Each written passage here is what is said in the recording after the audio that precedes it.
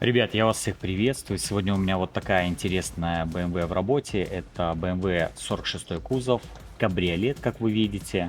Вмятина находится вот в этой части, на заднем правой боковине. И самое интересное, что я хотел вам показать, это доступ к этой вмятине. Я был очень удивлен, то есть у меня такая машина первый раз в работе. С таким кузовом, я имею в виду 46-й кабриолет. Вот. И я был очень удивлен доступу, которая есть к этой вмятине. Ну что, давайте приступать к работе.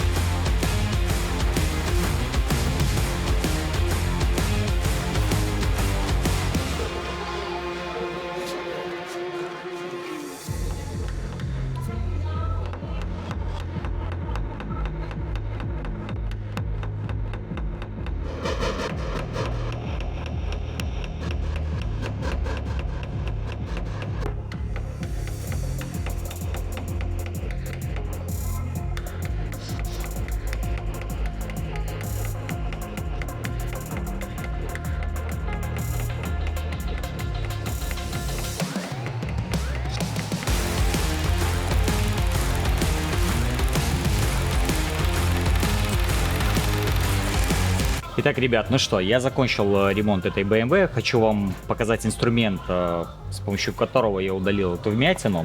На самом деле все оказалось очень просто. Я всего лишь использовал вот этот вот корешок Ultra Den Tools. Дальше свою забивалочку, которая короткая. Кто смотрит мои видео, уже знает, знакомы с ней.